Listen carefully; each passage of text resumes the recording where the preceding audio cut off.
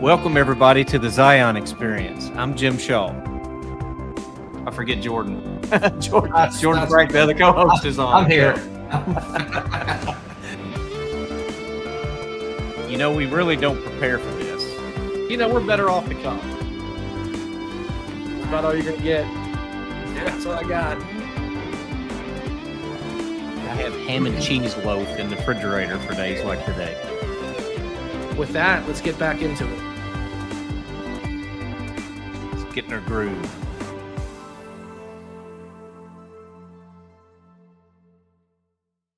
Well, hello and welcome to another episode of the Zion Experience, or as we call it, TZE. If you're a returning listener, thank you for coming back again. We've got a special show for you all today. We feel like we have a special show every time we drop one of these, but we've got an extra special show today. One of our favorite people in the industry, one of our favorite partners. If you're a first-time listener, welcome. If you're a returning listener, I already said this a little bit, but thank you for coming back. If you're a first-time listener, you can find this wherever you're listening today. We'd ask you to go out and subscribe, give us some feedback, send us an email, give us some comments. We do this for you all.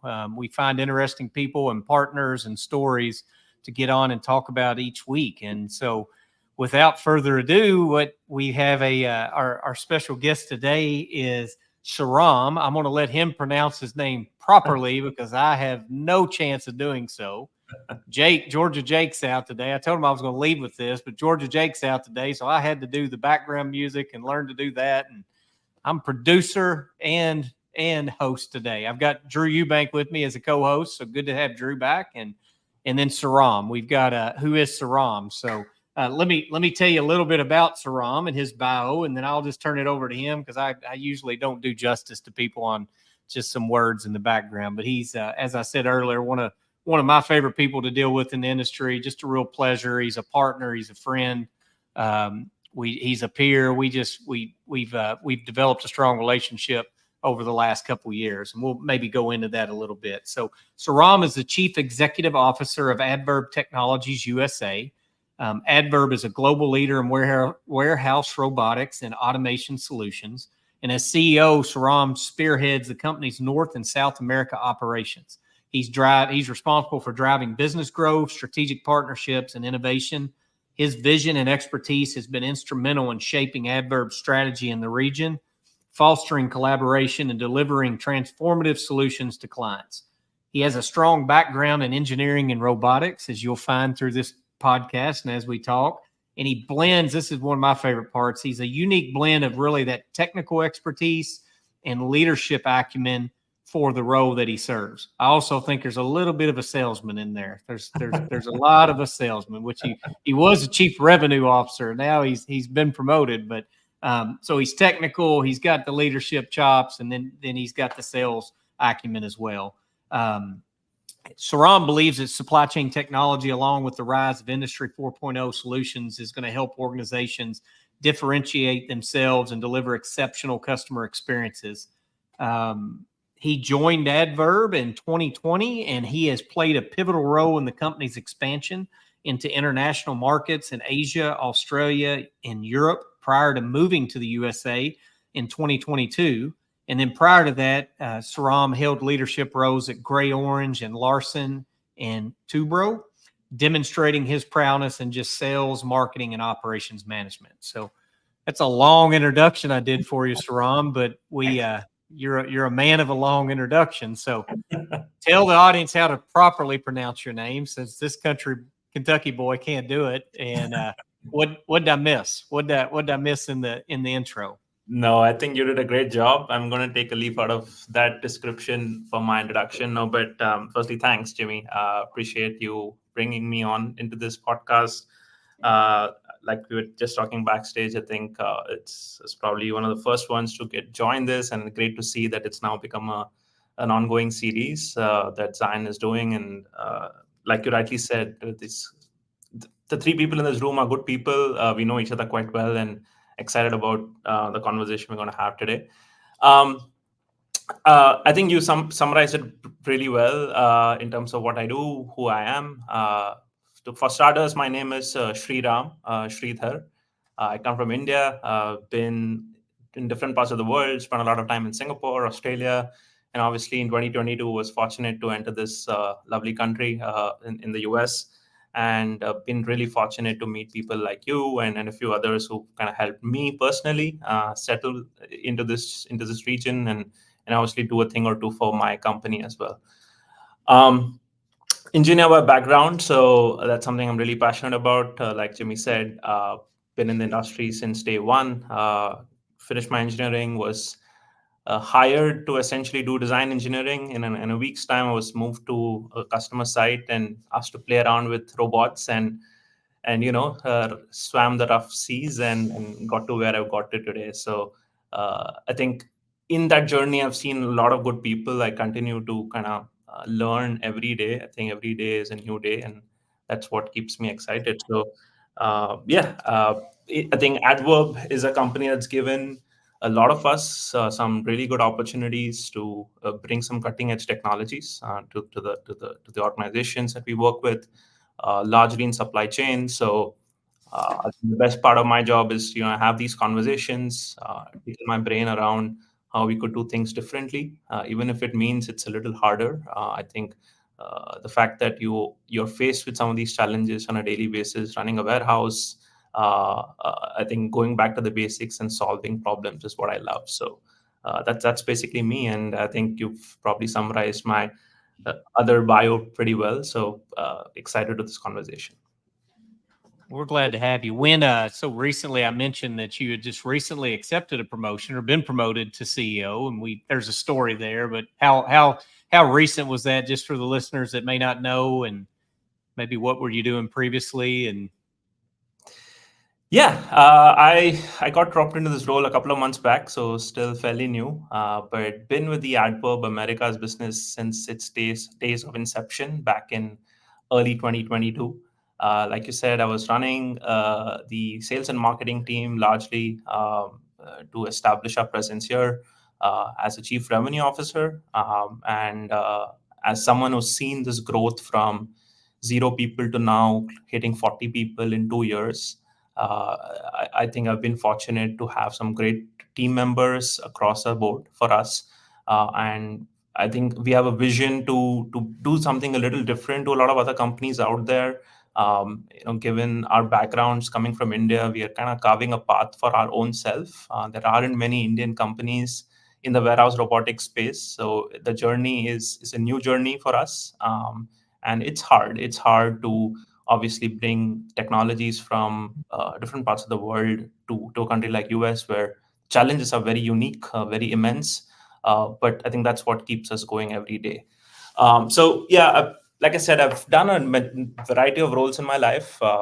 And before I was in sales and marketing and doing solutions, which is a big part of what I love to collaborate. That's where Drew and I have spent a lot of time together, hashing out different solutions for our customers. A little bit of project management, a little bit of program management in between has given me a very good exposure of the entire life cycle of an automation project, right? Right from no data to some data to insightful data, and to realize it, sustain it, and go through the process of sharing the value to the customer is the journey that I've seen. And I think in my current role as the CEO, I think the responsibilities are even greater. A lot of my time today is spent in just working with people, talking to them. I've learned a lot from folks like you who've obviously done this time and time and again. And I think, like I said, every day is a learning. So as the CEO of one of the largest regions for Adverb in throughout the world, I think the potential is massive, and I think we've done a very good job to start the right way. Some really good customers that we brought on board, and the next couple of years will be on execution and delivering that value. But in the long run, I think with partnerships like yourself, which we have seen a lot of success in, we feel very secure. We feel that we are in a good position to deliver some solid value for our customers and partners. So, Jimmy, I know we go off script a lot. You okay if I go off script out the gate? Go for it. Yeah. We've been very blessed, Jimmy, the last 5 years, right? With being partners with emerging technology come to the U.S. market from around the globe. Okay, and we won't name all the ones, but obviously you guys are. From your perspective, Sriram, what's the most surprising challenge to market penetration you've run into since 2022 that you didn't expect? I mean, in the US, I think the biggest challenge has been the cultural integration. It's a little an offbeat answer, but I think for any company that is not based in the US, but to bring technologies and trained people to a country like US, I think a lot of the things is not around skill set, not around capabilities, but I think communication, as basic as that, is something that we have seen as a big learning, right? And I feel there's this notion that Americans are, rather perfectionists, and they have a sense of standard that they want to set for themselves. I think that has only been further validated with some of the experiences we had. I think the American customers or users of automation warehouses, they have a standard that they set for themselves, and meeting that day in and day out requires a lot of effort, requires a lot of very explicit communication, which I think in other parts of the world may or may not be true. I think people are a little bit more understanding. They're also learning on the go. But I think US is a market which has already seen a lot of automation. So there's a set of benchmark that they've set for themselves. The flip side is also true, though. I think while they do set those standards, but I think they're also very considerate when things go wrong. And I think that's something we believe is very needed in this industry, because if you look at the market, only 20% of the warehouses in the world are automated, as against probably 70 to 80% of manufacturing plants being automated. So there's a huge gap that we are all dealing with.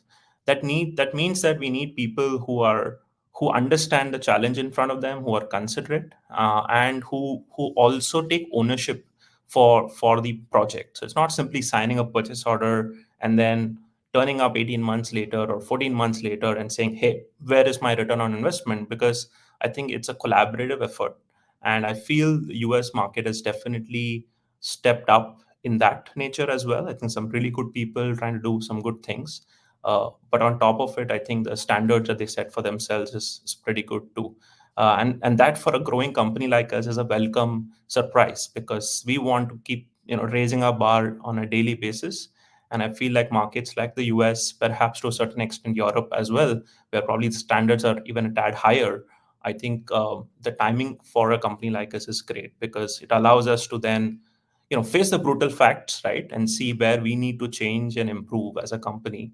And we've been very open and honest about it. And I think that's how we try to run the company as well. So that's probably what I would say has come out. So I do want to brag on you guys for a second, because we've had the gamut, right? We've had the technology that comes in that says it is what it is. You're going to do it our way or it won't work. And culturally, that does not align with anybody in the US. Everybody wants to be John Wayne, do their own thing, right? I'm very proud to have you guys as a partner, because as we learn together, you guys adapt, right? It's not our way or the highway. It's here's the way we think it should work. However, we also understand that the customer is going to be needy. They always think they know best, and a lot of times they do, to be fair.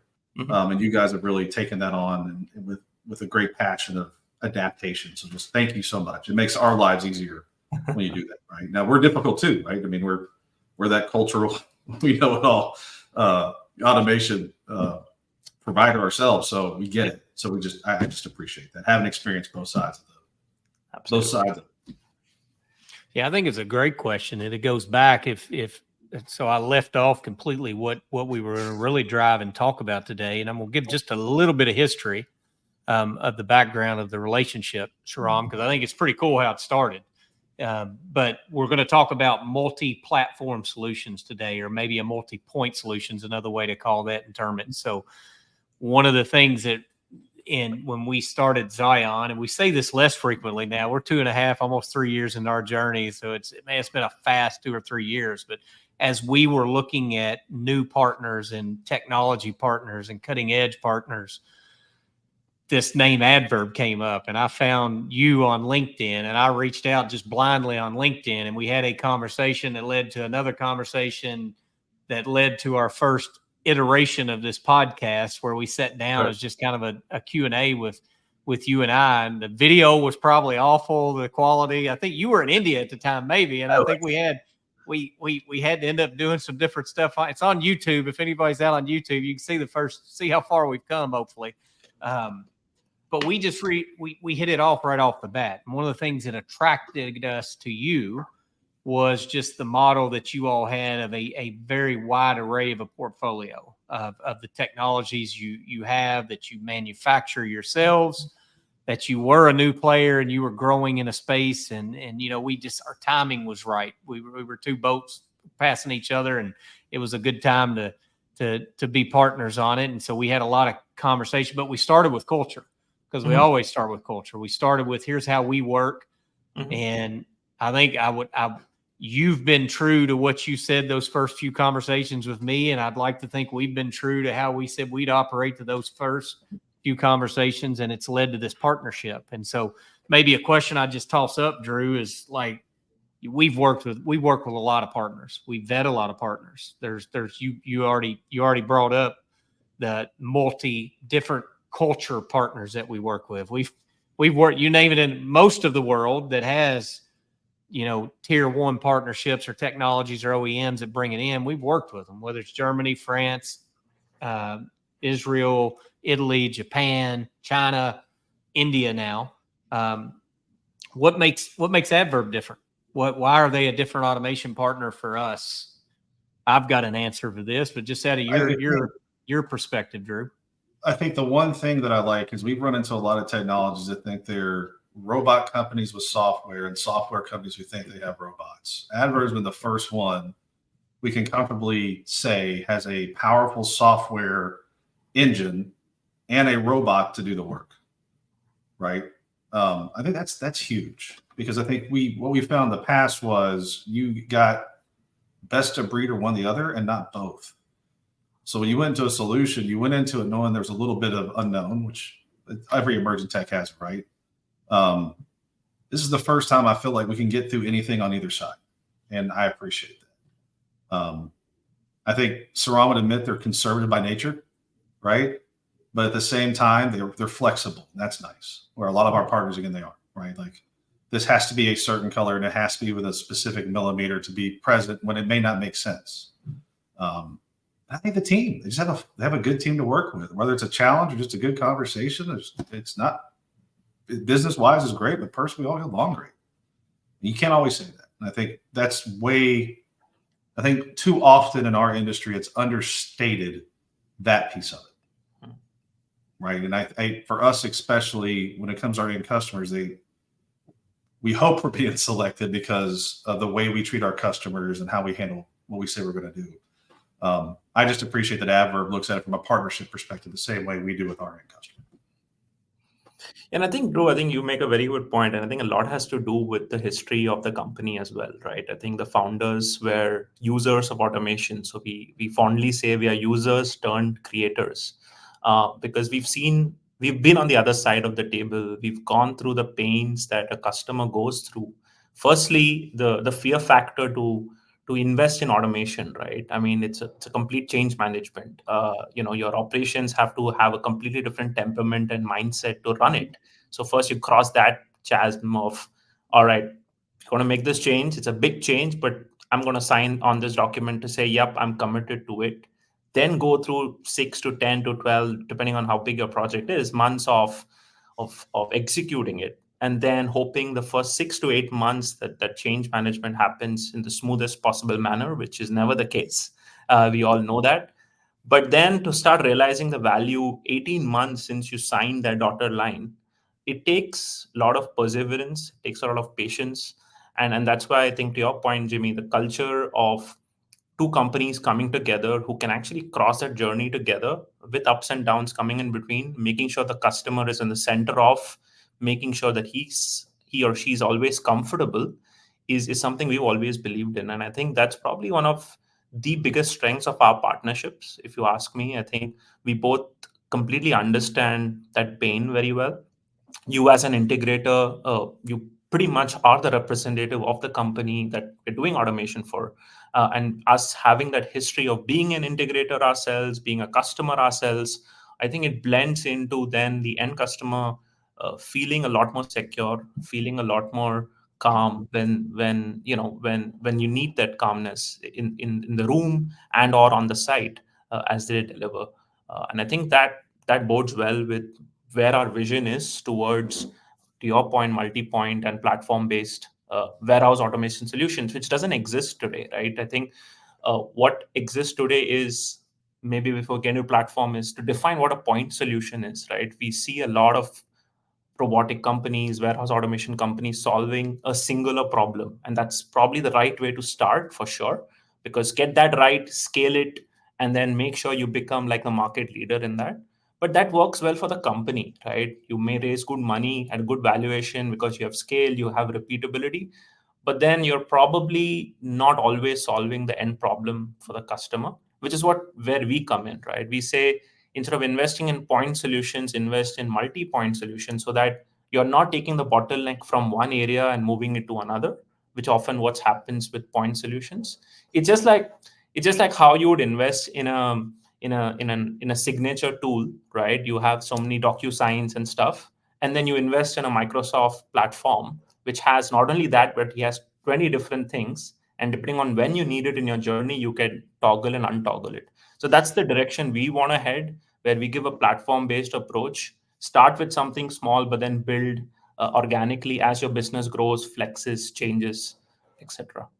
So I think that's a good description. It was where I was going to go. Was like some people might hear, and we talked about it before the show, is multi-point, multi-platform. What's that mean? And I think the visual you just gave is a great example. You can go out and get the DocuSign, or you can buy a suite of products, and you have the availability to plug and play not only the core products, but I think one of the other advantages you have is, think of the Salesforce model, where you can just plug, and Microsoft's this way too. You can just plug in any type of application that's software based. But Drew, to go back to you, I hadn't heard you say it in a while, and I always love to hear you say it that way. Is like, there are companies that we work with that they make a robot and they have software, or there's companies that are they're a software company and then they have a robot, or they have something metal, right? And then there's very few, you all being one of them, that are able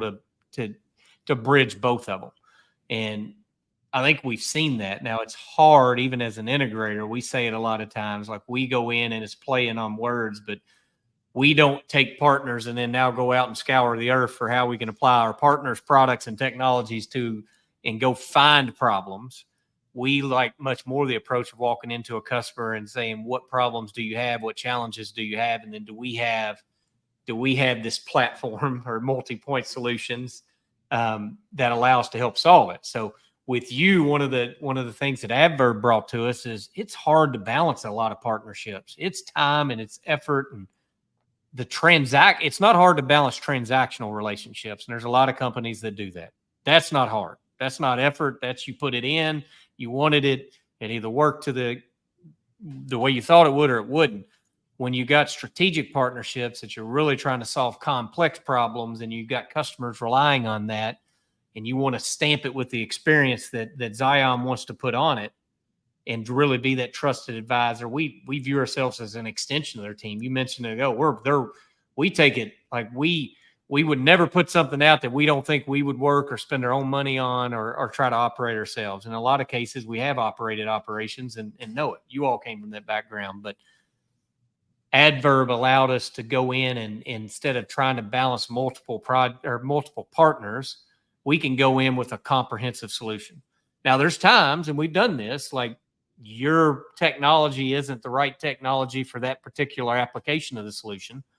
And then you're open to that as well. It's like you have a heart to want to do the right thing for the customer. So I yapped a whole lot there, but where do you see this multi-point, this multi-platform? You are on a growth trajectory coming to the States. You've been in a couple of years now. We kind of have a similar path.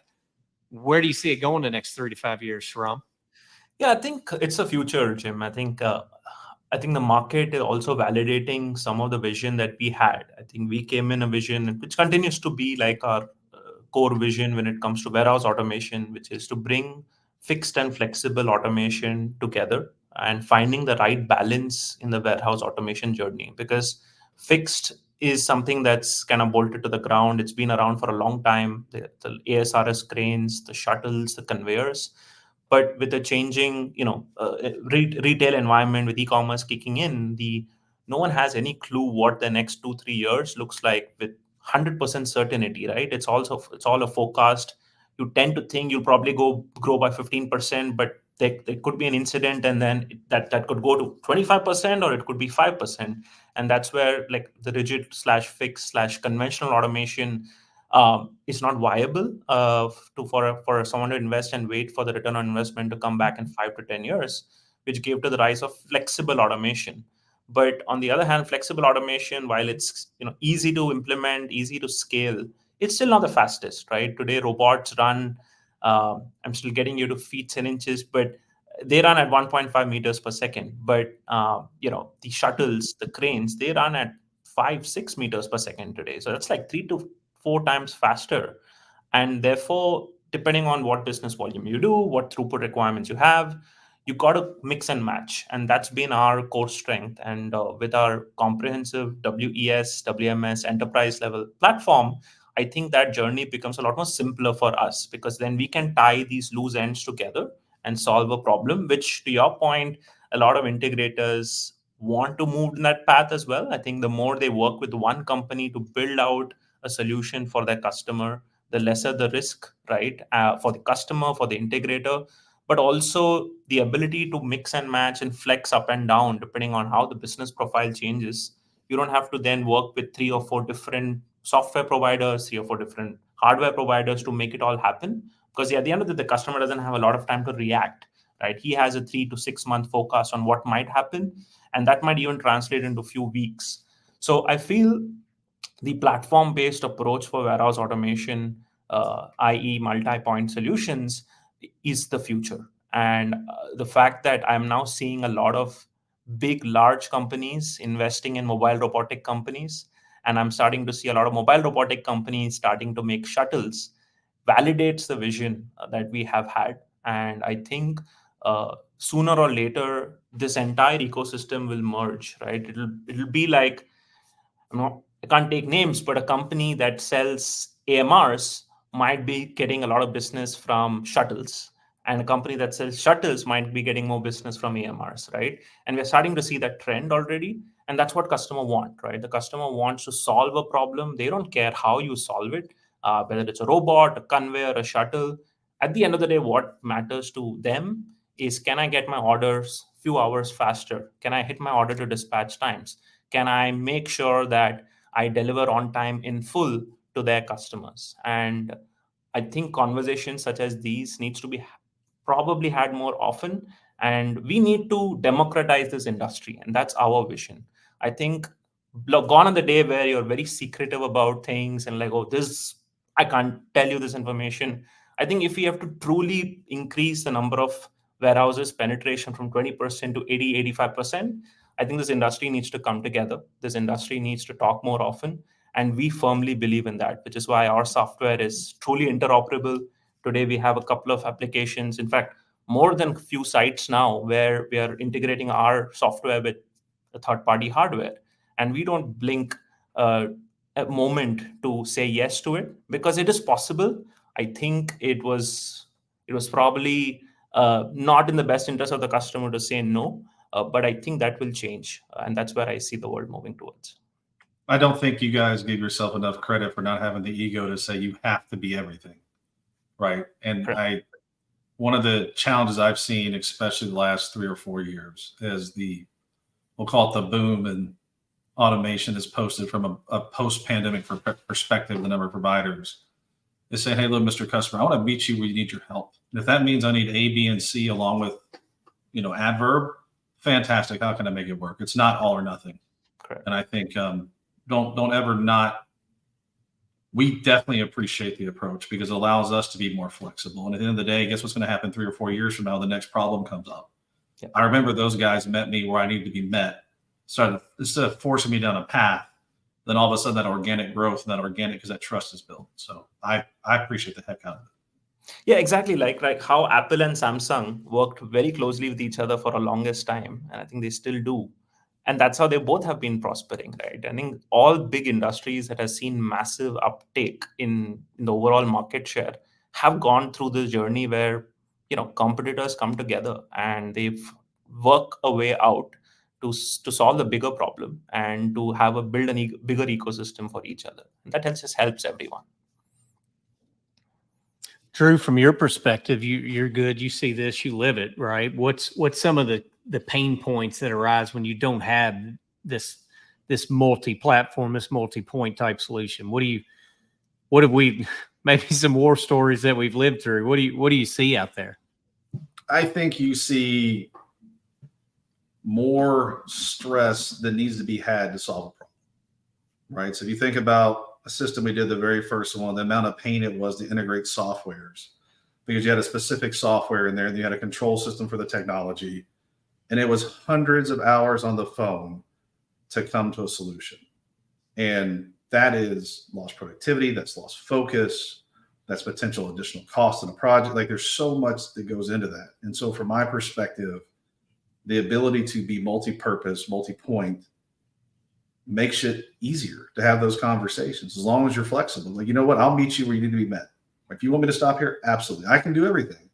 But if it makes it easier for you, and then the customer goes back when it's all said and done and things are working, goes, you know what, that was less painful than I thought it could be, right? If they sit back and step in the mirror, and that's the power from my perspective.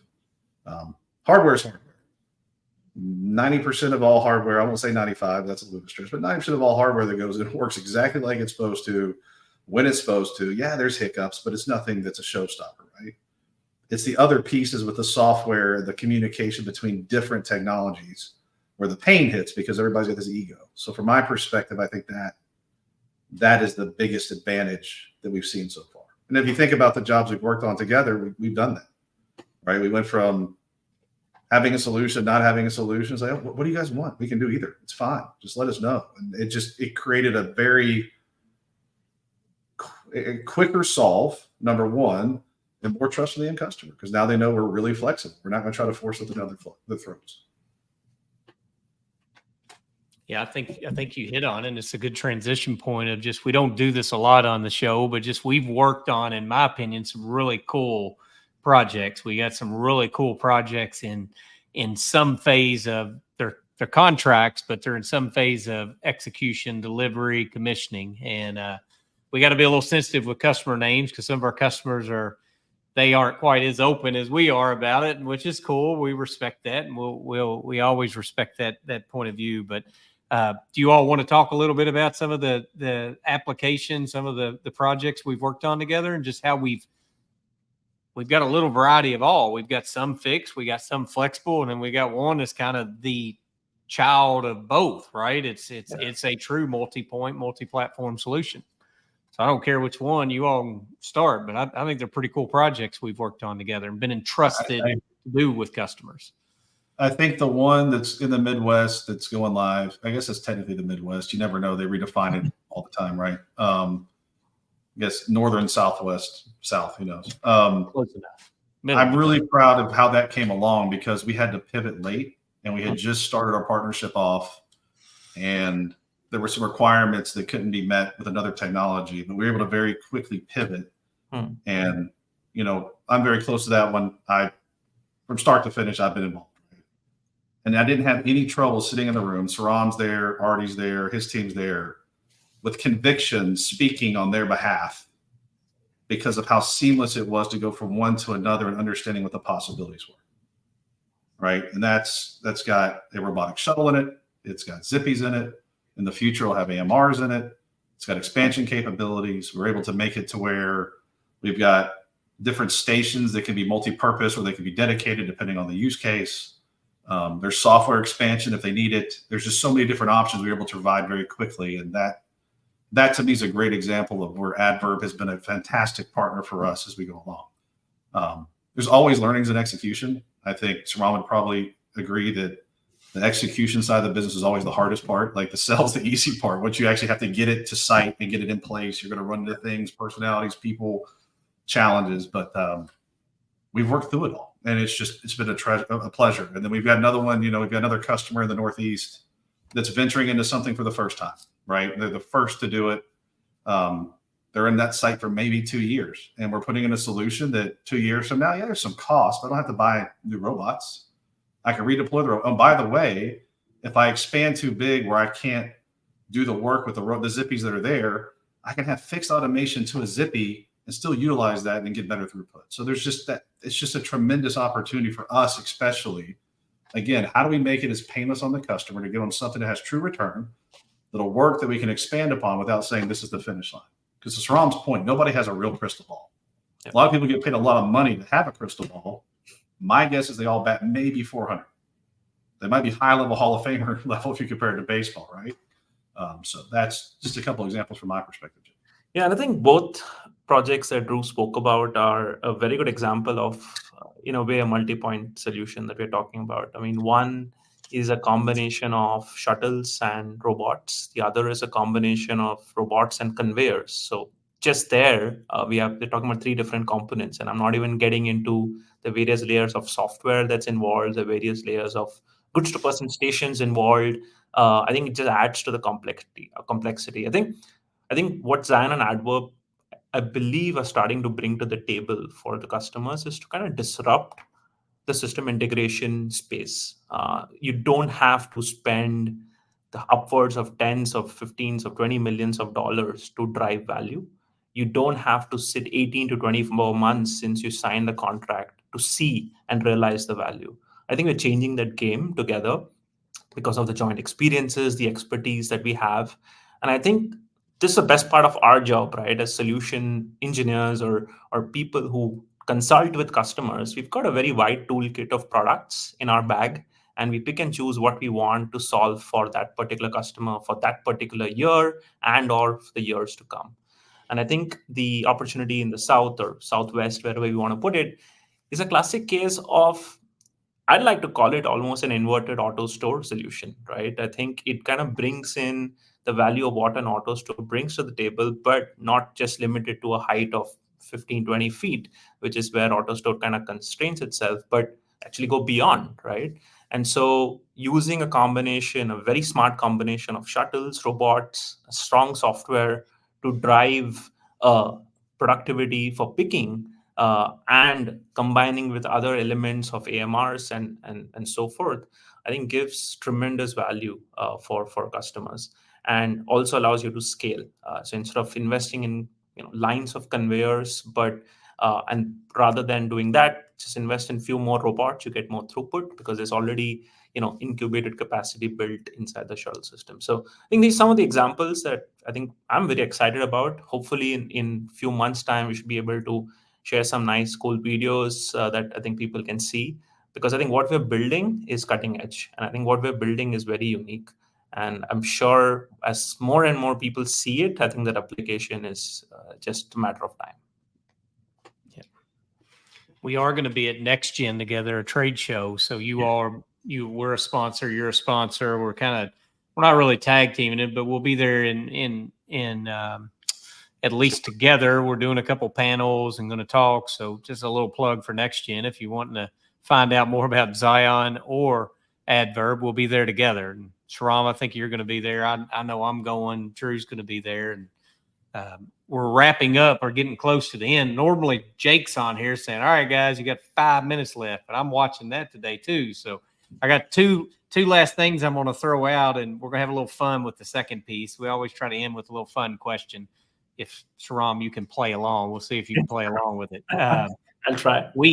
I asked Drew earlier, it's like, why do we feel like Addverb's different? And in as much as you can, do you all feel like, how's it been to work with Zion? Like, what are some things maybe that you appreciate? I know you got a lot of good partners, and I'm not asking to brag on Zion by any means. We know we see some of your other partners are good companies. They do good things. So, but what's different about Zion than maybe some other partners you've worked with in the past?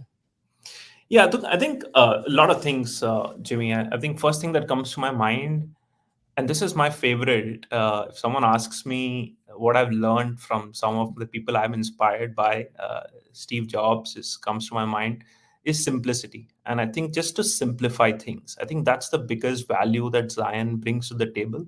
I think no matter how complex the problem is, no matter how big the problem statement is that comes from the customer, I think the ease with which you and your team simplifies that problem, breaks it down into logical blocks, and finding ways to solve for it, I think is the biggest value that we'll continue to learn from your team. And I think that simplification not only starts from idea to putting something on paper, layouts, data analysis, or whatnot, but even through the project management journey. I think your ability to prioritize the right things at the right time and focus on the energies in the right places is been fantastic. And I think that for companies like us, which is kind of in a very aggressive hyper growth path, I think we often tend to forget where to prioritize as well. And I think people like Drew and his team, I think the way they bring that value to the table is massive. And I think that's a big value across the chain, be it sales, project, customer success, that I think we all have to embrace in this industry. To my earlier point, right? It's all about making this a lot more viable and easy to acquire for customers. And I think it starts with simplicity. So that's one thing that I think comes to my mind immediately when I think about Zion. I think the second thing is just people with really good attitude, right? I think Jimmy, you and I have spoken about this so often, that good people bring good attitude and good vibes to the table.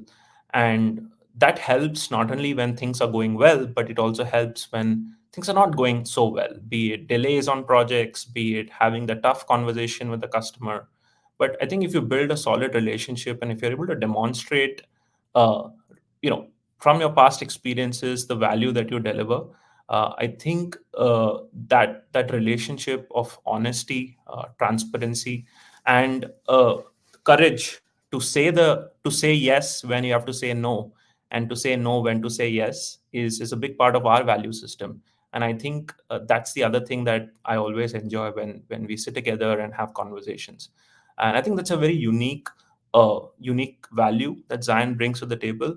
Combined all of this with the experiences that you have had of delivering cutting edge solutions, be it building robotic solutions, being conveyor solutions, and even cobot based solutions. I think you guys have kind of covered the entire gamut already in a very short period of time, and I think that really sets you for a long run in this business. And I think that combined skill set of leadership, at humility, as well as that expertise in the industry, I think sums up what Zion brings to the table for us. And honestly, and I can say this with a lot of confidence and happiness, is you're probably one of our best partners globally, not only here in the US. And I think we try to bring some good practices that we have learned with you, and obviously try to replicate it across the board as well. So that's probably what comes to my mind.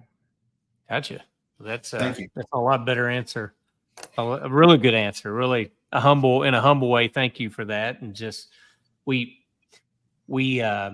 talk about this, you and I, often, that there's a whole lot more than just doing the job that you do. That's transactional, right? We talk about the experience that we give. And last week we wrote out our core values. We've got new core values. So we took our existing values and we wrote them into new core values, and we released that, had a big team event with it, Sriram, and made a big deal about it because it's a big deal to us. It's it's not just words on paper. That's who you are at work, away from work.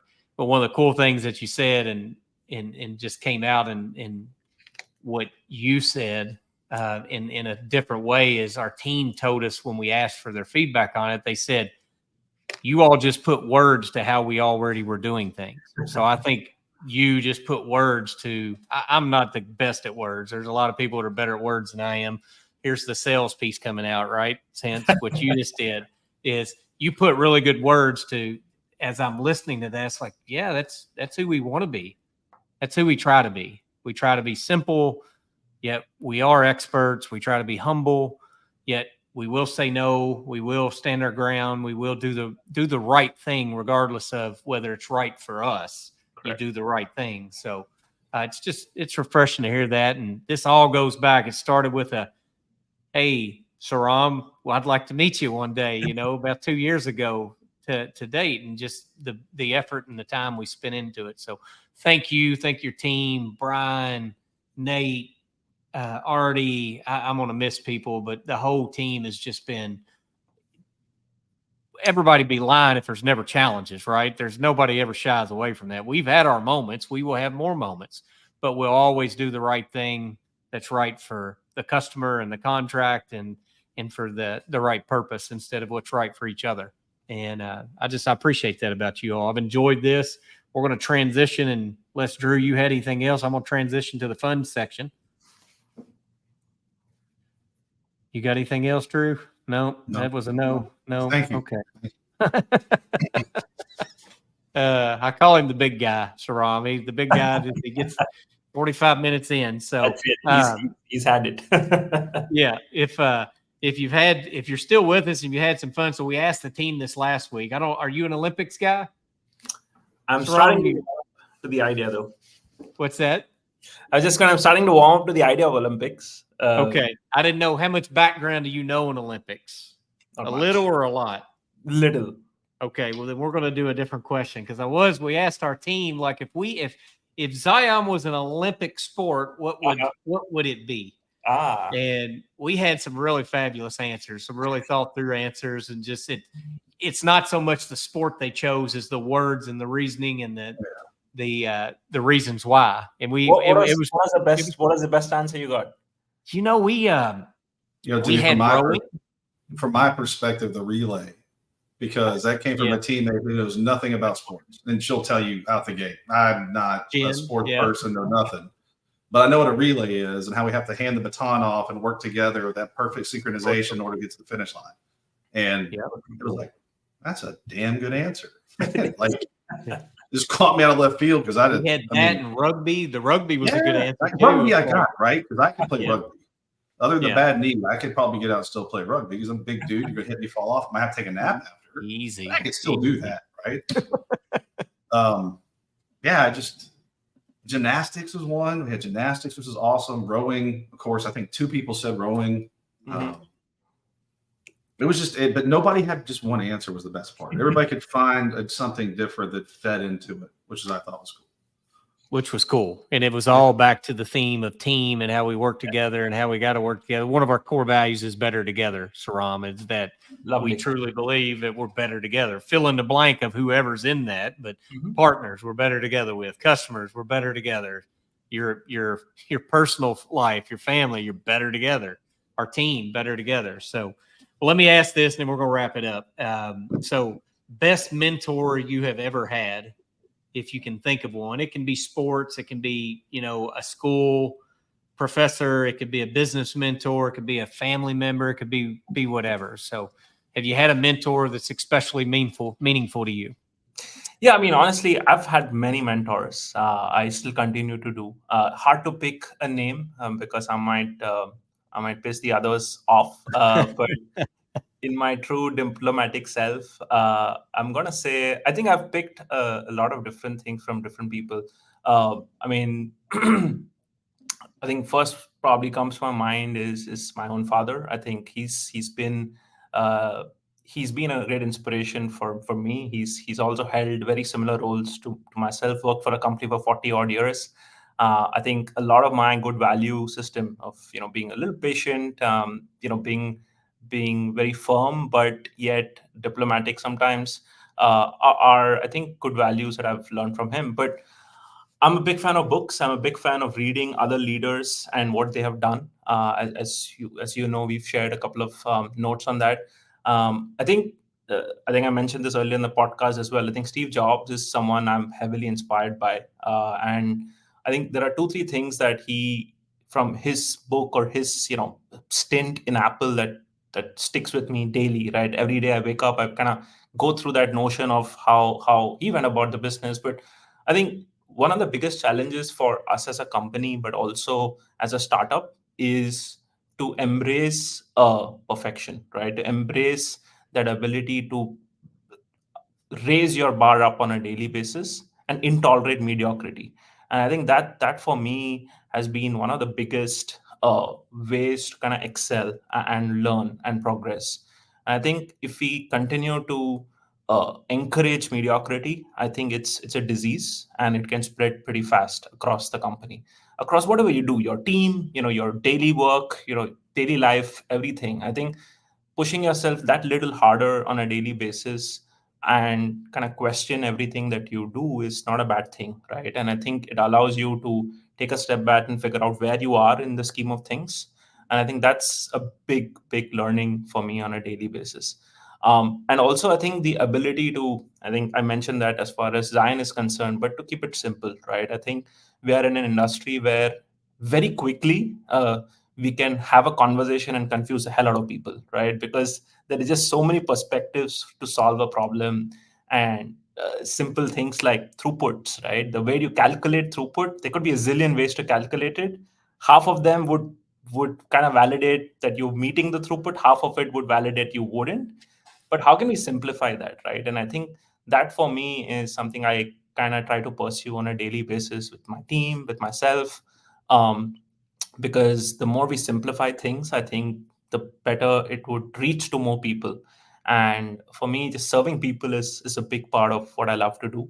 I mean, even if it means I solve a problem in a warehouse, at the end of the day, what I think back is for the associate who's working in that system or automation, if I'm able to make his life a little bit more happier than what he or she is doing today, maybe lifting a pound lesser on a daily basis, fact that his shoulders and legs would be a little bit more easier on him, and he lives a happier life at the end of the day. I think that is the impact that we are all creating as professionals in this space, and the smile that I'm able to bring to his or her family at the end of the day because of one small automation piece that we have done gives me a lot of happiness. So that's how I look at it. And like I said, I continue to learn from different people. And I think mentor for me is just not one person. I think it's a combination of different experiences that you see on a daily basis, and then kind of just talk about it and then learn from it.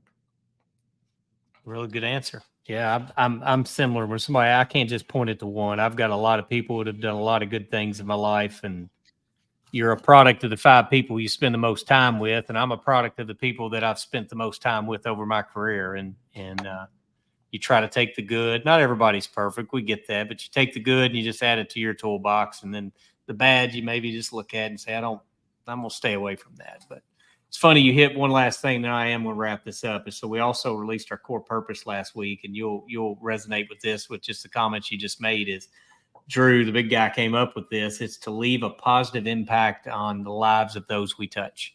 Absolutely. That's our core purpose of Zion. It's not to sell the most conveyor. It's not to sell the coolest robot. It's not to sell the best software. It's to leave a positive impact on the lives of those we touch. And so when you look at that, some of the jobs we're working on together, they're delivering food to their favorite pet that may be the only companionship that people have. We're protecting democracy in some of our other jobs. We're delivering life critical medical devices or patient needs or different things in some of the other jobs we're working at. So when you look at it through that lens, it's like, man, you are doing more, and it's not a burden. That's a privilege to be able to wake up and do it. And just the fact that you're passionate about it and you can make an impact on somebody, you can do that and have all the profitability and all the stuff that you need. If you start with the other, it's pretty cool. Well, guys, we're a little past where Jake's going to scold me, but it's okay. I've really enjoyed it.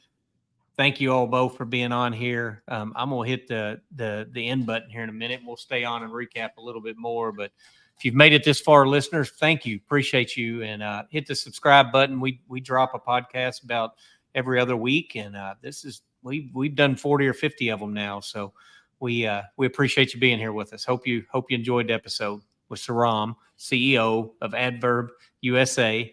I messed that up a little bit, but that's okay. And hope you learned a little more about multi-point, multi-platform solutions today. Thank you much.